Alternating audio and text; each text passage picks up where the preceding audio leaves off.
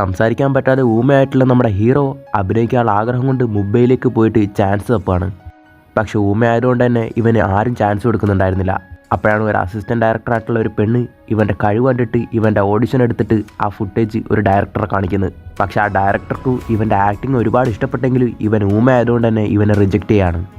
ഇവൻ്റെ ഈ പ്രശ്നത്തിന് ഫോറിനിൽ ഒരു ട്രീറ്റ്മെൻറ്റ് ഉണ്ടെന്ന് മനസ്സിലാക്കിയിട്ട് ഇവനെയും കൂട്ടിയിട്ട് ഫോറിനിലേക്ക് പോവാണ് ട്രീറ്റ്മെൻറ്റിന്. അങ്ങനെ അവിടുന്ന് ഓപ്പറേഷൻ ചെയ്തിട്ട് ഇവൻ്റെ തൊണ്ടയിൽ ഒരു ചിപ്പ് വെക്കുകയാണ്. ആ ചിപ്പുമായിട്ട് ഒരു ബ്ലൂടൂത്തും കണക്ട് ചെയ്യാണ്. ആ ബ്ലൂടൂത്ത് വഴി ആര് സംസാരിച്ചാലും ഇവൻ്റെ വായിൽ കൂടെ സൗണ്ട് വരും. ഇവൻ വാ മാത്രം ജസ്റ്റ് അനയ്ക്കാൻ മതി. അങ്ങനെ ഇന്ത്യയിലേക്ക് തിരിച്ചെത്തിയ ഇവനിപ്പോൾ ഒരു ശബ്ദം വേണമെന്നുള്ളതുകൊണ്ട് തന്നെ ഒരുപാട് പേരെ ഓഡിഷൻ ചെയ്യാൻ തുടങ്ങുകയാണ്. പക്ഷേ ആ ഓഡിഷൻ ചെയ്ത ആരുടെ സൗണ്ട് ഇവന് ഇഷ്ടപ്പെടുന്നുണ്ടായിരുന്നില്ല. അവസാനം ഒരു വയസ്സായിട്ടുള്ള ഒരാളുടെ വോയിസ് ഇവന് ഇഷ്ടപ്പെടുകയാണ്. അങ്ങനെ അയാളുമായിട്ട് ചേർന്ന് ഇവനൊരു ഡീലുണ്ടാക്കുകയാണ്. ഇവൻ സമ്പാദിക്കുന്ന കാശിൽ സൗണ്ട് നിങ്ങളായതുകൊണ്ട് തന്നെ പകുതി കാശ് ഇയാൾക്ക് തരാമെന്ന് പറഞ്ഞിട്ട് അങ്ങനെ ആ വയസ്സായിട്ടുള്ള ആളും ഈ ഡീലിന് സമ്മതിക്കുകയാണ്.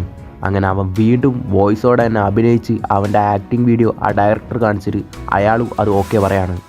അങ്ങനെ ഇവൻ അഭിനയിച്ച ആദ്യം പടം തന്നെ ഒരുപാട് ഹിറ്റാവാണ്. ഇവൻ്റെ വോയിസിനും ആക്ടിങ്ങിനും ഒരുപാട് ഫാൻസ് ഉണ്ടാവാൻ തുടങ്ങുകയാണ്.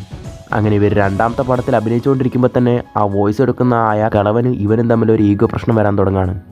തൻ്റെ വോയിസ് കൊണ്ടാണ് നീ ഫേമസ് ആയെന്ന് ആ വയസ്സായ ആൾ പറഞ്ഞതു, എൻ്റെ ആക്ടിങ് കാരണമാണ് തൻ്റെ വോയിസ് തന്നെ ഫേമസ് ആയെന്ന് ഇവനും പറയാണ്. അങ്ങനെ രണ്ടുപേരും വഴക്കുണ്ടാക്കി പിരിയാണ്. അങ്ങനെ തൻ്റെ കഴിവ് തെളിയിക്കാൻ വേണ്ടിയിട്ട് ആ വയസ്സായിട്ടുള്ള ആൾ വേറൊരു ആക്ടറിന് വോയിസ് കൊടുക്കുകയാണ്. അതേസമയം ഇവനും ആ വോയിസ് ഇല്ലാതെ ഊമയായിട്ട് ഒരു പടത്തിൽ അഭിനയിക്കുകയാണ്. അങ്ങനെ രണ്ടുപേരുടെ രണ്ട് രീതിയിൽ അഭിനയിച്ച രണ്ട് പടങ്ങളും ഫ്ലോപ്പ് ആവുകയാണ് റിലീസായതും. അങ്ങനെ രണ്ടുപേരും അവരുടെ ഈഗോ ഒക്കെ മാറ്റിവെച്ച് അവരുടെ തെറ്റ് മനസ്സിലാക്കിയിട്ട് വീണ്ടും ഒന്നു ചേരാണ്. അങ്ങനെ അവർ രണ്ടുപേരും ഒന്നു ചേർന്ന് ഷൂട്ടിങ്ങിന് പൊയ്ക്കൊണ്ടിരിക്കുമ്പോൾ തന്നെ അവരുടെ വണ്ടി അപകടത്തിൽപ്പെടുകയാണ്. പക്ഷേ ആ അപകടത്തിൽ അയാളുടെ വോയിസ് തന്നെ പോയിട്ടുണ്ടാവും.